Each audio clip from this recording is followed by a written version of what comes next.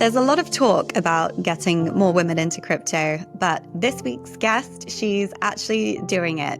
Sadie Raney is the co-founder of Eve Wealth, a collective helping women grow their financial power through education, community, and access to crypto.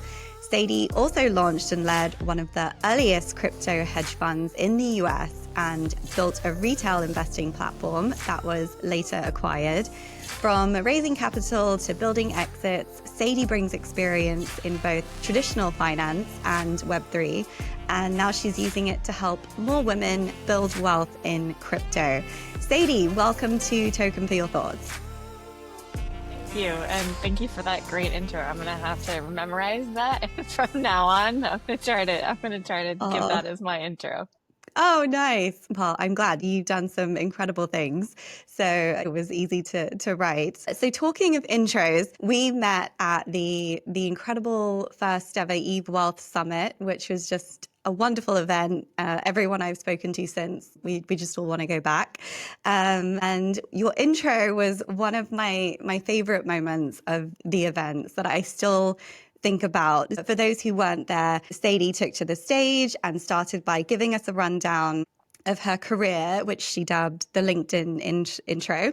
And following that, she gave us a snapshot of her personal and family life, which she described as the Instagram intro.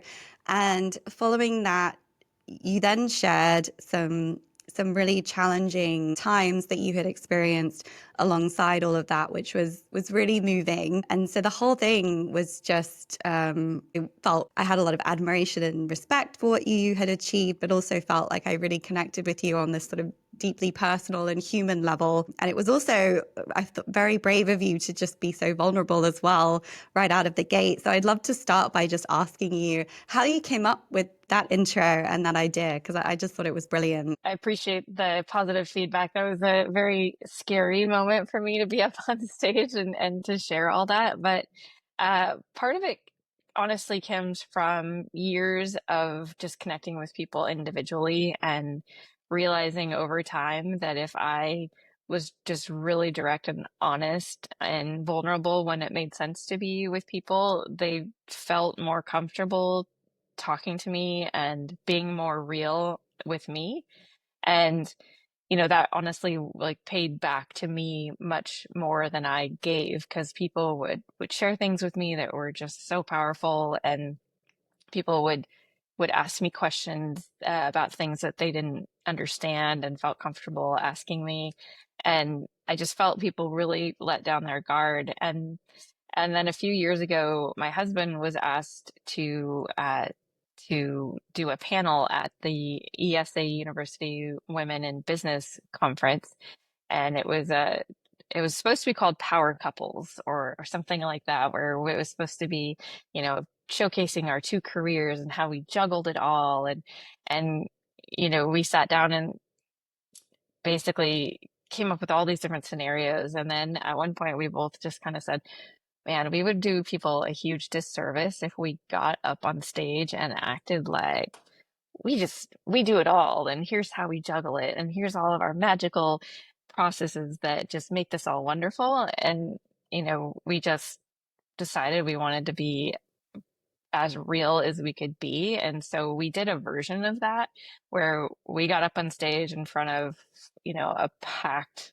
auditorium of people and um, told the truth about the ups and the downs, and we talked about the funny moments and we talked about the hard moments, but we did it the same way. We started out by giving our backgrounds and saying, okay, now that's the LinkedIn, and then we talked about our kids and when we met and where we've lived and those kinds of things, and then said, now it's Instagram version where everything's perfect. And then we said, but don't compare yourselves to us because it's hard. And then we went into some of the struggles we've had as a couple, some of the life events that have just devastated us, and then try to bring it back up again and make it much more fun and light, and then took Q&A from the audience. And afterwards, for months, my husband would have students come up to him at the university and say, I was at that talk, or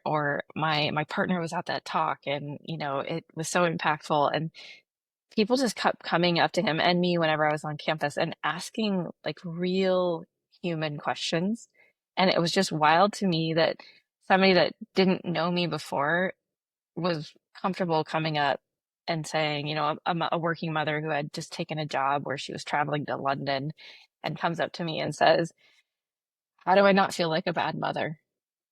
Wow. And like Hmm. that's the first question out of the gates. And so her and I Wow. stand there and have this 20-minute conversation about her career and her kids, and she's in tears, and it was just there was just so many powerful moments. So when when I was planning what to say at Eve, I wanted that kind of connection with people, and I wanted to just get up there and be as real as I could be with people, because that's what I want the community at Eve to be. I want people to learn, truly learn about crypto. And if you're too afraid of letting down your guard and saying, I don't understand, I don't know what this means, this is confusing to me, those are all vulnerable questions. And if people aren't comfortable asking those questions, then it's going to be a lot harder for us to accomplish our goal of educating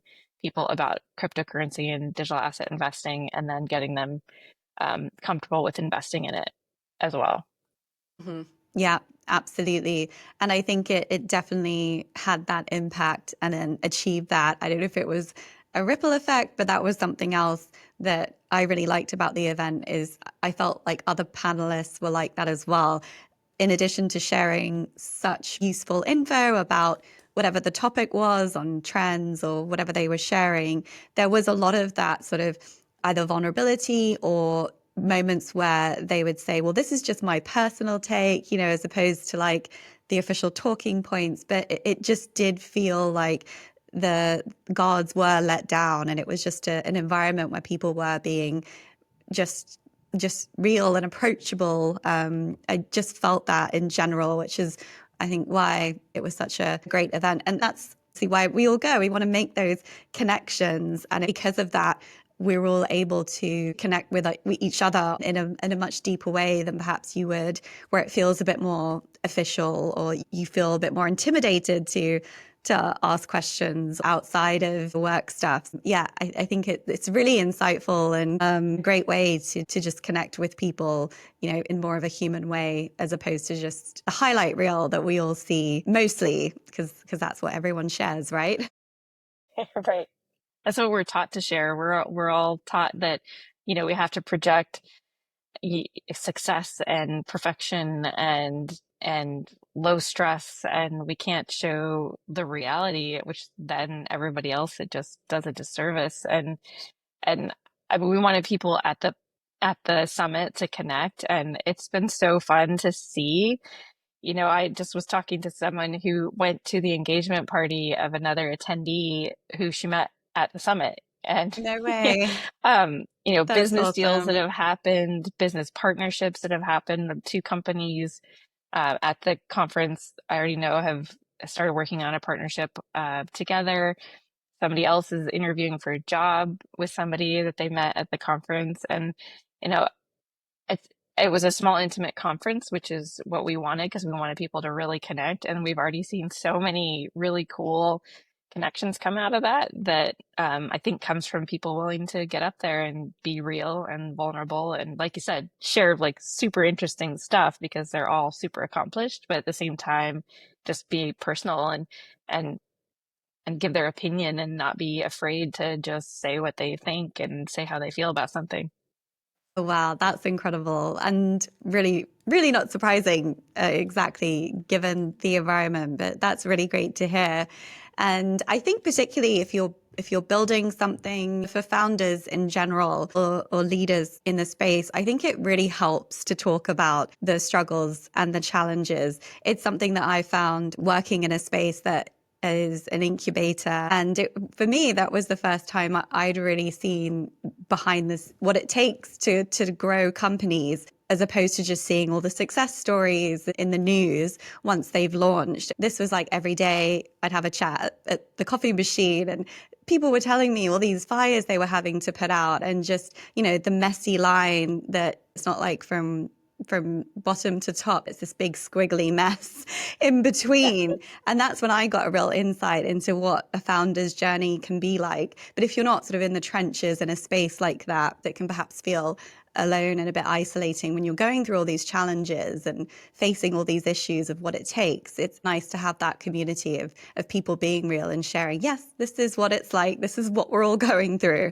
So I think it's really admirable that you thought to do that, and you're making that a priority to share. Thank you. I think starting a company and being a founder is just a massive roller coaster. And you're right. You have these just really intensely exhausting periods, and then you have these wildly exhilarating periods. And honestly, it's a lot like parenthood, right?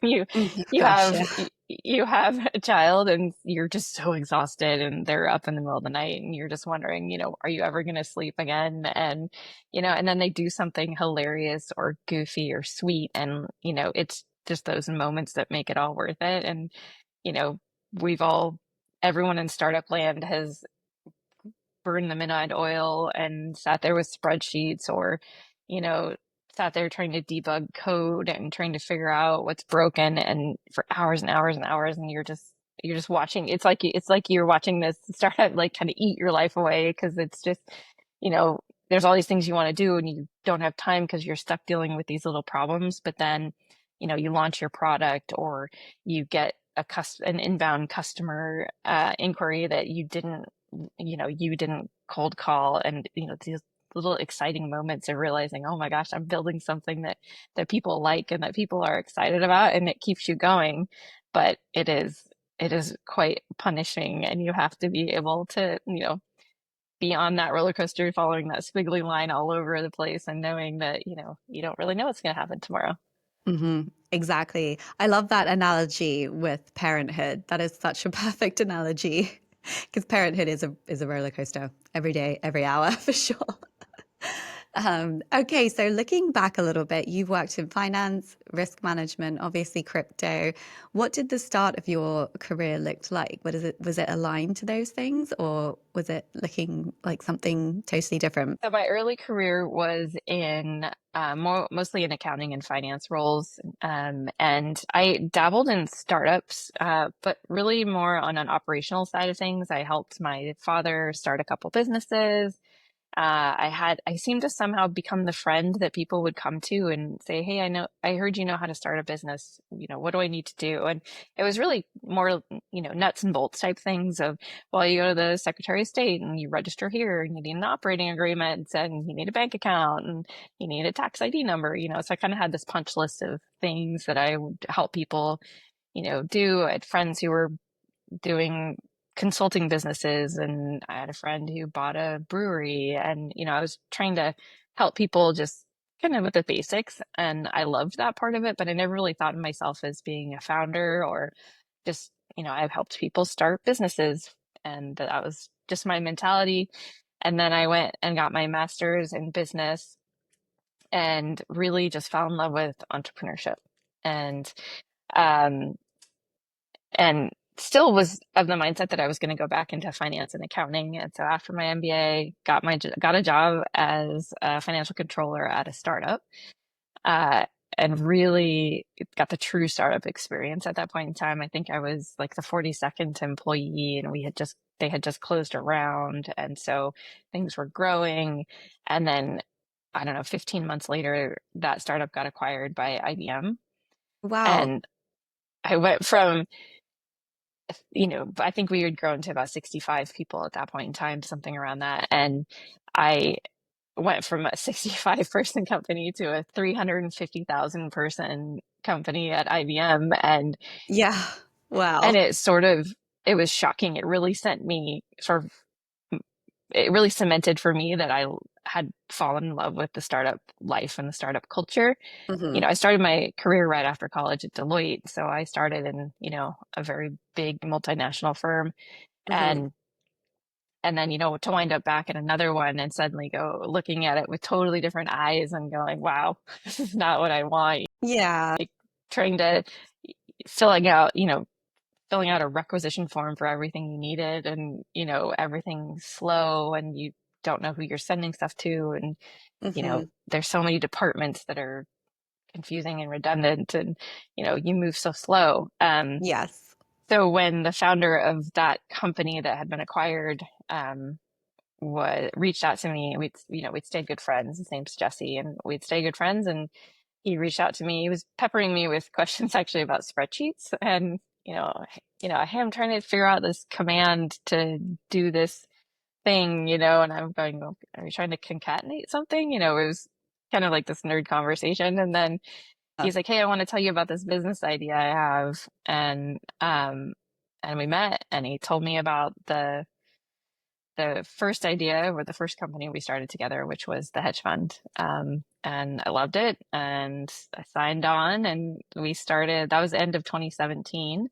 And we started our first crypto business, and then eventually started a second, and we've now sold both of those. So it's been a pretty fun ride, and I can't imagine ever going back. Not Hmm. just to like not a startup, but I can't imagine going out of crypto or blockchain either. Hmm. Amazing. And what would you say you liked about startup life versus working for a big corporation? I love the pace that it moves. Um, I I was actually just having this conversation today with a woman, and I was explaining how I really, and part of me kind of thrives on the uncertainty. Okay. My husband's a professor, so he's the very opposite. He's an accounting professor, so it's like he likes the structure and he likes things to, Hmm. you know, sort of what to expect, and I do really well when there's a high degree of uncertainty, and because to me that's opportunity. Hmm. And I don't know the outcome, but I truly believe I can impact the outcome.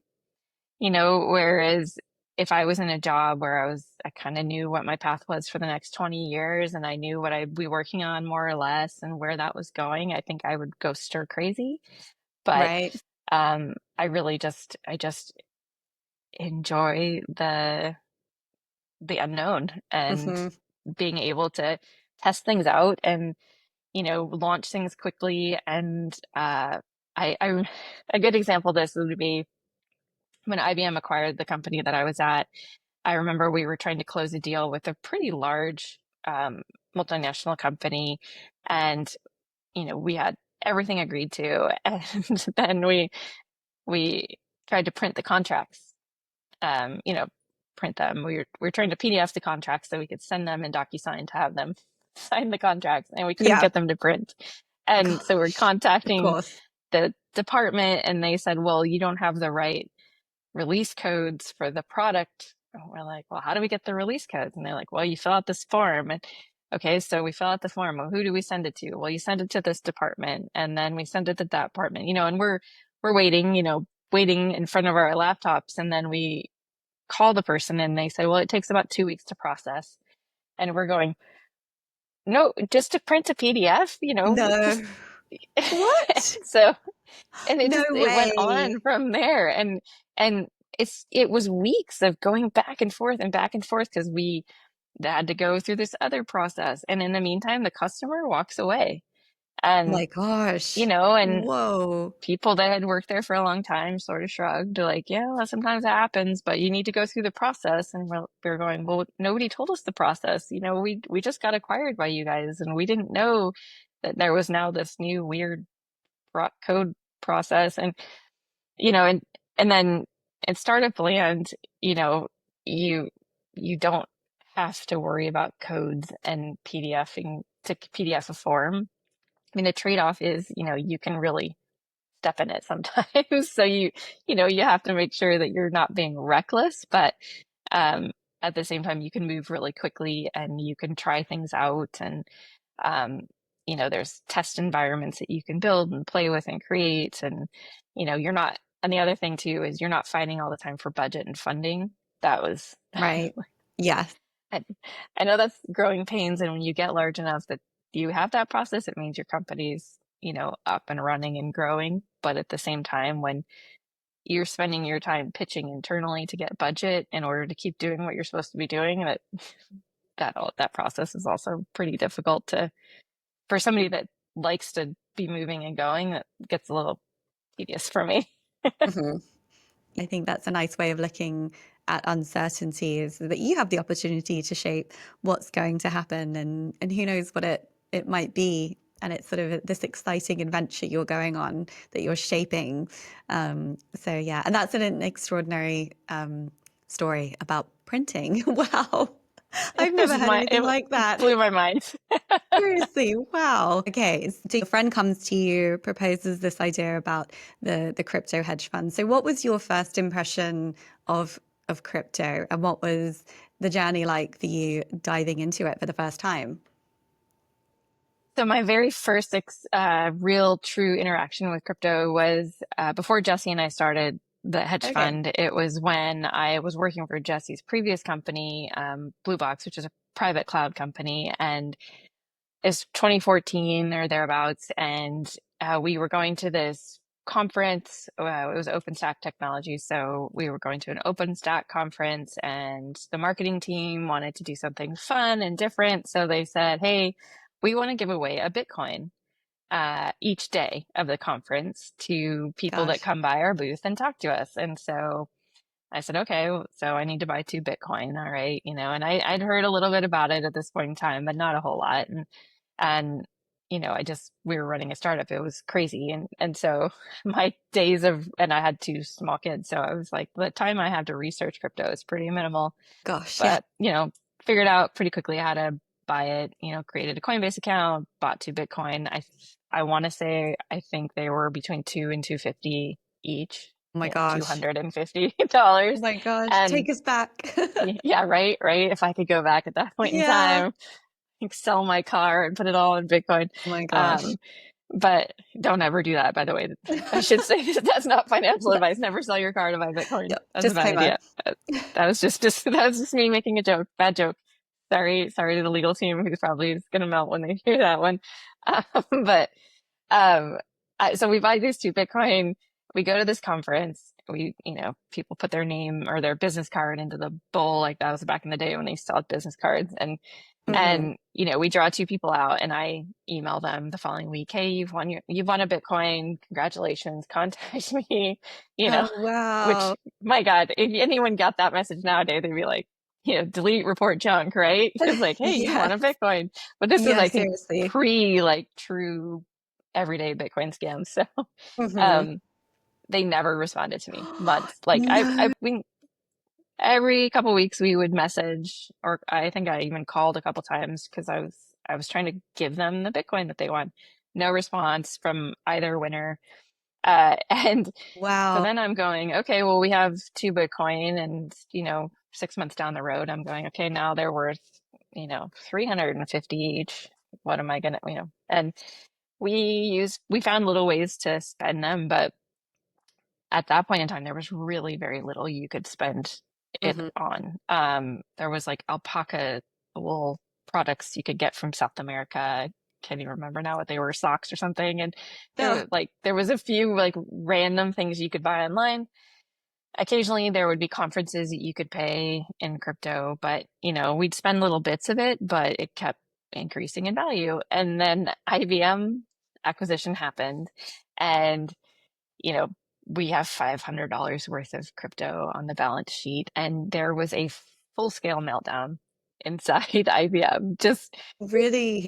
because, it was on our balance sheet. We go through the acquisition, and then all of a sudden the Treasury Department is calling me saying, what is going on? We just heard you guys are holding crypto. We have a no crypto policy. You know, you have, I'm like, well, do you want me to sell it? No, you can't sell it. You can't sell it. We don't want, it could be connected to money launderers. And I'm going, wait a second, what are you Oh, talking wow. about? So it was this big thing where every week I had to have a call with the Treasury Department, and we would talk about the value, because every week I had to write a report, and I'd have to mark it to the US dollar and explain every week why the value of it was changing, because they were like, you're not supposed to be Oh, transacting in it. And I'm like, I'm not transacting it. It's just the US dollar value of it is changing. Well, how is it changing? And so I kind of got a lot of practice answering that question. And Yeah. after months, they finally said, okay, you can sell it. You can sell it back to Coinbase. We've got approval, sell it back. And so I sold it back, and then we shut it down, and we shut down our Coinbase account.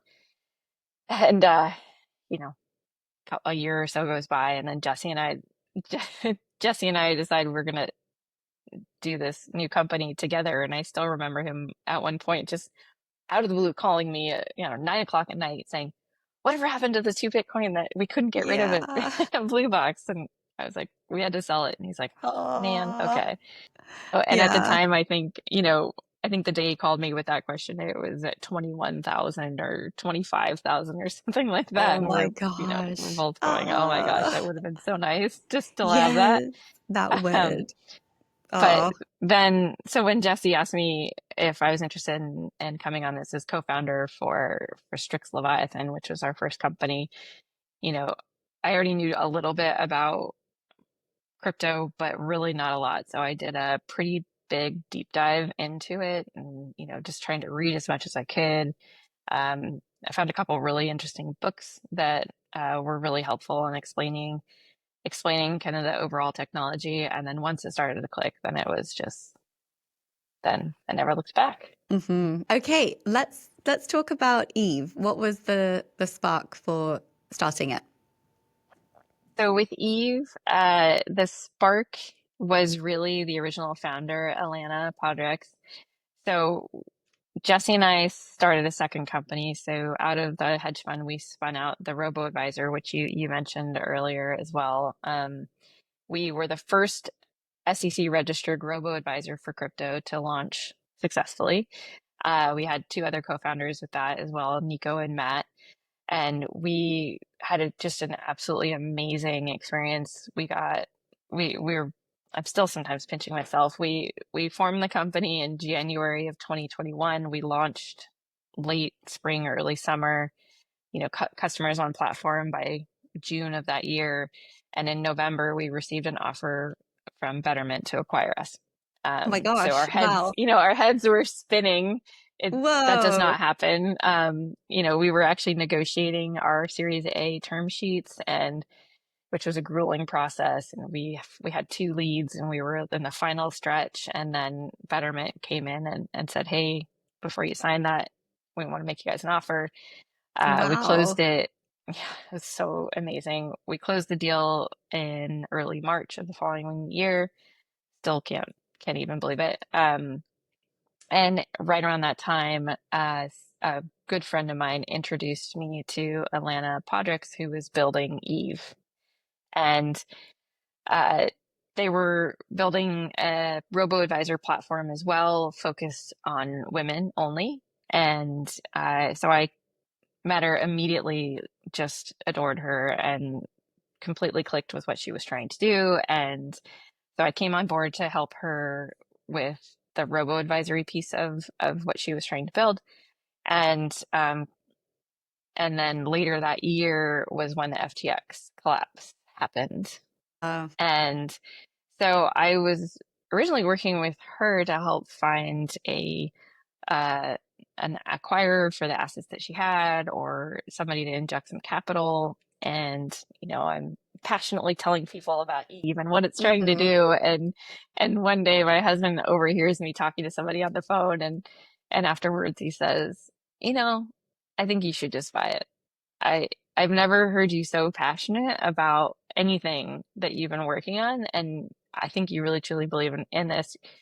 You should buy it, and you just get a group of people together and buy it. And I got on the phone with Elaine, who was working with me at the hedge fund at the time, and the first words out of her mouth were, "We should just buy Eve." No way. So I said, Oh, "That's fantastic. that's amazing. I was just about to say the same thing to you." And she said, "Well, she's always up for anything. She's a ball of energy." And her first response was, "Let's do it." So I'm going, Amazing. okay. And we very quickly had six other people raise their hand and say, "I'll put some money in. I'll put some money in." So we we bought it. We decided to not focus solely on women. It's a platform that's meant for everybody, open to everybody. It is built with women in mind and built in a way that we feel will be more comfortable for women to join, but it won't be exclusive to women. So that's really the one thing we did change about Hmm. Eve. And since then, we've just been working on rebuilding the technology and adding more to the community element. So it's not just an investing platform, it is actually a community built around that. So you think of it like an online investment club where people can meet each other, people can learn together. We'll have a ton of ways for people to ingest information and interact, but then they can also within that community that they've developed a network and feel comfortable in, then they can invest right there and see their investments like within that community grow. Okay. Wow, what a story. That's amazing that just at the same time that you came together on the phone, that you both had the same idea. That's incredible. Okay, so with a we have this community, you produce the Eve Wealth Summit. What are the other ways that people can engage with the community in order to learn and connect with other people? Great question. So right now we have the waitlist open. So you can go to evewealth.com and you can sign up for the waitlist and get updates on the platform. We have the community platform version one of it ready to go. So we've just finished kind of the debugging uh, phase of beta testing. And as far as we know, we've worked out any of the little bugs that were in it. And now we're making some, more visual changes and some copy edits, things like that. So the community itself is ready to go. If anyone loves to beta test and wants to be part of the beta testing, we still are taking beta testing feedback on the community. We have the investing platform in process. We are, integrating with Gemini, who is going to be the underlying custodian of the assets. And then we're also working with Securitize on top of Gemini for the product. So we're just in full development mode with them, hoping in the next like month to be able to start releasing at least the beta version of the investing platform. Um, and so if people are interested, definitely sign up and get on the wait list, and you'll be among the first batch of investors on the platform. And then once the platform is live, you'll be able there. What we want to do is have multiple different methods for people to learn because everybody learns differently. So there's quite a repository of materials and articles, short form and long form at varying levels. So people who are beginner could feel comfortable in the beginner material, and people who want to dive deeper into some more uh, specific topics, there'll be that as well.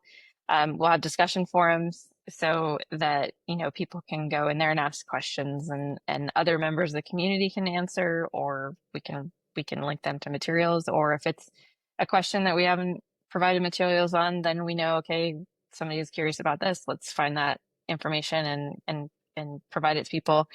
Um, Over our next phase of rollout, we're hoping to have cohorts available so people can upgrade their memberships and become part of a cohort similar in concept somewhat to the way Chief operates, where it'll be a smaller group.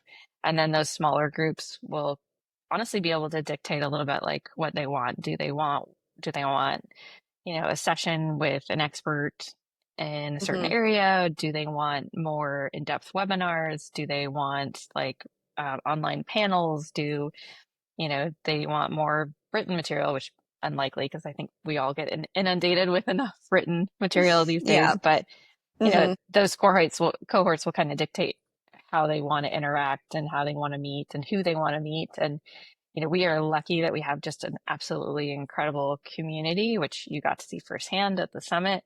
And Yes. so, there's a ton of people who are super excited about being part of the community and, presenting in the areas that they're experts on.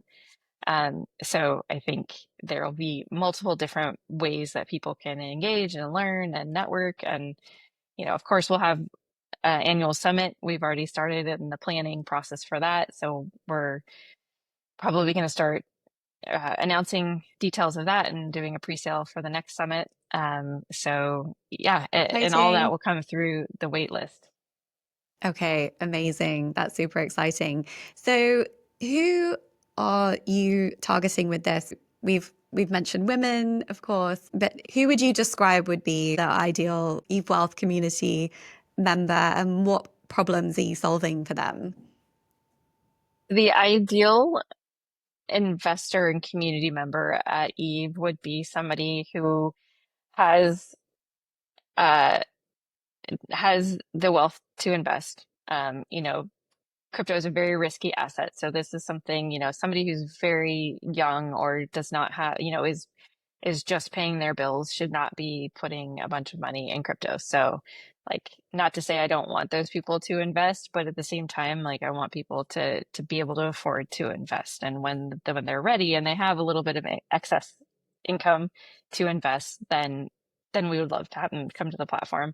But it's really more focused on people who have started to accumulate some wealth and don't have an allocation to crypto and want a safe place to invest in crypto. They have they don't have time. The people that I talk to the most often are, people who are, in their career and they're fantastic at what they do but they have zero time to go and invest or go and learn on their own about crypto and digital assets. So what I hear all the time from these people is, I know I should be putting some money into crypto, but it scares me, it's confusing, and I just don't have time, and I don't even know what's out there. And I just know there's lots of scams. And, Mhm. they're doctors, they're lawyers, they're, marketing professionals, they're people with high levels of intelligence, but they're very intimidated Mhm. by crypto. And, I always try to compare it to we all use our phones every day for all sorts of things, but very few of us actually know how our phones work. But we're very Right. comfortable using our phone for all these crazy apps be without knowing actually how it works. And crypto is in a lot of ways the same thing, but because it's money and it's financial, it really scares people. Like they feel Mhm. like they need to know better what's there. So I'm kind of getting off topic. Sorry. So it's really focused on, people who want to invest a portion of their por investable portfolio into crypto, but don't feel like they have a place that they're comfortable learning and investing. 1 in 4, last time we were able to get these statistics, 1 in 4 Coinbase users was female. And on average, women were investing less than men. And there's really no discernible reason for that. But when we go out and speak to women about why they're not investing in crypto, that most of them say that they are confused by it, they're intimidated by it, they don't trust it. Mhm. And that's where Eve comes in. I think it's a really important, problem that we need to solve. And I think it's a good point you raised about, how you don't understand what's in your phone, because I use that analogy a lot. Same with like a laptop or any piece of technology. We use so many things that we don't necessarily understand all the nuts and bolts of. And I think that it's similar with crypto. You can interact with it without necessarily knowing absolutely everything about the blockchain and the tech behind it. But when people start talking about it and using all these words that you don't have any idea what they mean, it's immediately intimidating. It's like someone talking a whole different language. But I think that you absolutely can learn about it to a certain extent without having to become a software engineer or like an expert in cryptography. So I think it's fantastic that not only are you going to have this investing platform, but you're helping with the learning planning and education aspect, which is a huge barrier for a lot of people. Like I've had the same experience with friends who are in the finance space even, but they're just like, oh, just don't know anything about this, don't know where to start, how do you even buy it? They never heard of Coinbase, even that. So yeah, I think that is incredible. What role do you think communities like Eve will play in accelerating the adoption of more people investing in the space? Well, my hope is that Eve will turn it from being something scary to something that's enjoyable and fun, and we can all learn about together. And um, w women and lots of men too, like we go to our communities to when something is daunting. I think of all the big life events for me, when you get married and you're trying to figure out, like wedding and marriage and all that, you go to your community, you go to your family, you go to your community, and you ask the questions. When you have kids, same thing. When you're moving somewhere, what do you do when you're moving to Nairobi? You try to figure out, do I know anyone who's ever lived there? Or do I have any friends who know somebody who lives there? And then you talk to that person. Like, we go to the people around us. We do a lot of web searching and we do a lot of education, but at the same time, we we're now taught a lot of times to distrust, what we read online. And so we look for that human to say, the human that we trust, right? The human that's within our network to say, oh yes, this, here was my experience. This is what I think, or this is what I learned, or here's my advice to you. And that's what I think Eve can do, because there is a ton of value that we get in our communities, and there's a ton of trust that we build in our communities, and we have to we have to trust um ourselves as well, because we need to educate ourselves. And a lot of crypto investing is really getting comfortable with the risk, and understanding how you evaluate an investment, and asking the questions that you might not be comfortable asking in a public forum, or you might be uncomfortable asking at a crypto meetup when it's filled with 90% of people who sound like they know what they're talking about, but maybe don't. And Mhm. so we need that community to make it a fun, interactive, educational place where people can get comfortable and then invest. And there's a ton of communities. I don't want to make it sound like there's not communities out there that teach people about crypto. There are some really fantastic communities out there to help educate women about investing and about crypto. SheFi is a great example. It's very focused on decentralized finance. There's some women in finance organizations. There's many women in finance organizations, but there is no crypto organization out there that is focused on educating, where you can also then go and invest within that community. There's some really fantastic programs out there where you can learn about crypto, but then you're still going out and you're opening an exchange wallet on your phone, and Mhm. you go from this community where you're learning to then being on your own again, trying to invest, and it draws you away from that community. And what we Mhm. want to do is bring that all together, so you can go back and you can, we have a bunch of like fun ways to really engage with the community. There's when you log into your profile, you'll see there's a little flame there, and every time you interact and do certain things, you get sparks. And then Oh, eventually over awesome. time, yeah, your flame will change colors. So, there's just like fun ways that people can interact and, get a little bit of a reward. Over time, we'll have some rewards built into the platform for people as the more they engage, and that as their flames change color. Um, Mhm. we want to have that fun aspect in, and show people like Bitcoin is not this scary, terrible thing, used by Mhm. money launderers and criminals. It's Oh, God. it's actually like this really fantastic and interesting thing. And Mhm. and I love when I went to coffee with somebody last week, and I was explaining how right now they're using stable coins for humanitarian aid in places like Myanmar, and which Malin McKay, who spoke at our summit, she's been working with an organization in the UK to help people in Myanmar. And I was talking to a woman last week about it, and she was saying, okay, wait, explain to me that how this works. And Oh, so then I sat there and kind of talked through why using stable coins is so much better um, in a humanitarian situation compared to what dropping pallets of cash out of airplanes and things. And yes. at the end, just to see her excitement at the end as she started to understand it, and oh, I have to tell my friend about this because they're going to be so interested because they work at this organization, and um, you know, and that's, I think, the role that Eve is going to play as people Hmm. more and more start understanding, and it starts, catching fire, and people realize, like, wow, there's all these really cool things about it. I Hmm. do want to get involved. I do want to learn more, and I do want to invest.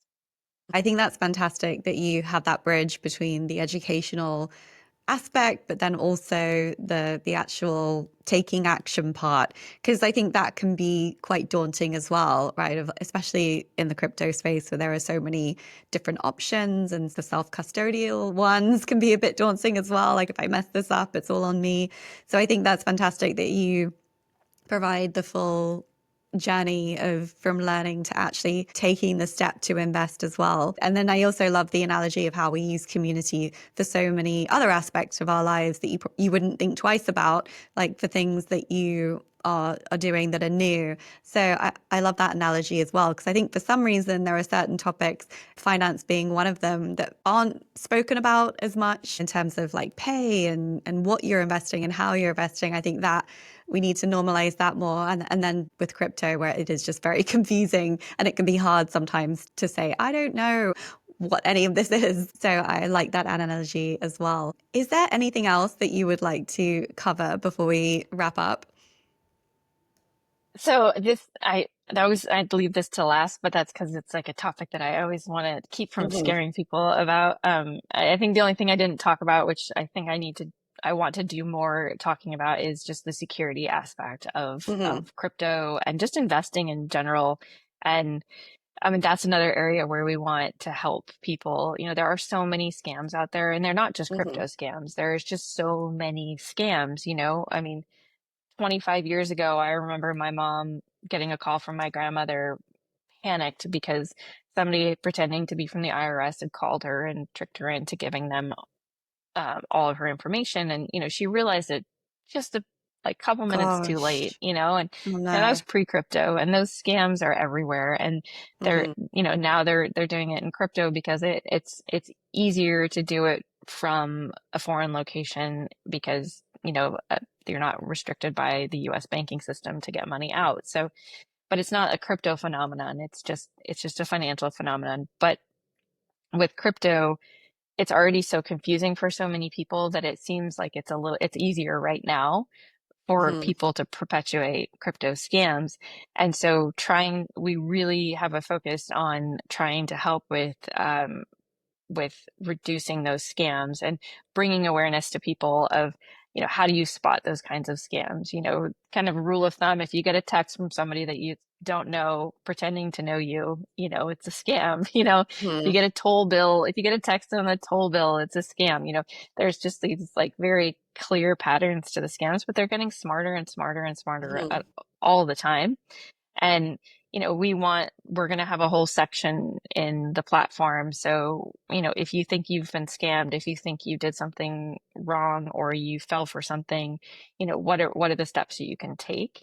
And that is, I think, without having a community that you feel like you can trust, it's really hard for people sometimes to even admit that they screwed up. Hmm. Or the thing I hear from Absolutely. people all the time is, oh my gosh, I did something stupid. It's like, you didn't do something stupid. I know incredibly intelligent people who have fallen for these scams. Like, I've clicked on a text one before and gone, did I really have a toll bill that I didn't pay? And Yeah. it's not that you did something stupid. It's just these scams are getting so sophisticated. So that is another thing that I think is going to be really important for Eve, and why it's so important that people trust and feel vulnerable in the ETH community to go online and say, oh my gosh, this happened to me. Help me. How do I fix it?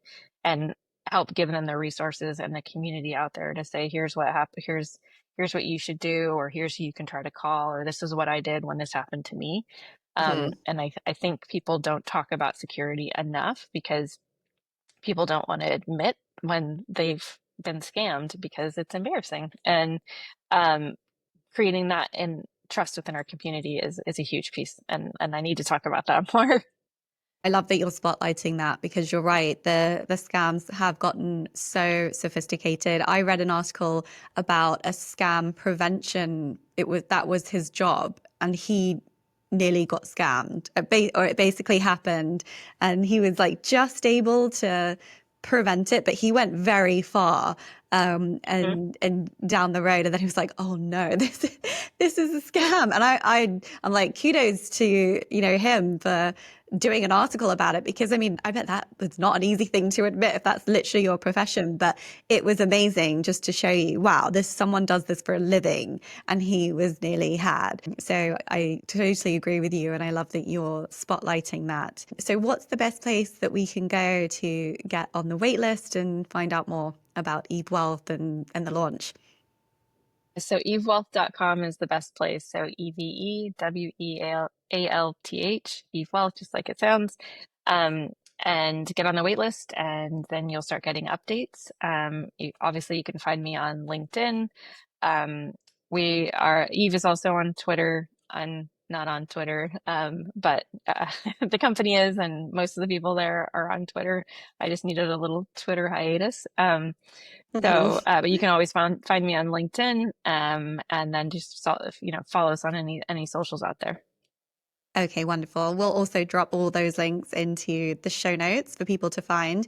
Well, this has been such an incredible conversation, Sadie. Thanks for coming on the show and sharing everything about what you're doing. It sounds absolutely fantastic. And it's incredible that you're creating these communities where people can really make meaningful connections and learn about ways they can invest and get involved in crypto. Really excited about the launch of the platform. So yeah, thanks again for coming on the show. It's been such a great chat.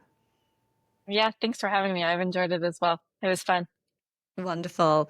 Okay, so that's it for this episode of Token for Your Thoughts. If you enjoyed the conversation, make sure to follow and subscribe for more interviews with people shaping the future of crypto and Web3. We'll see you on the next episode.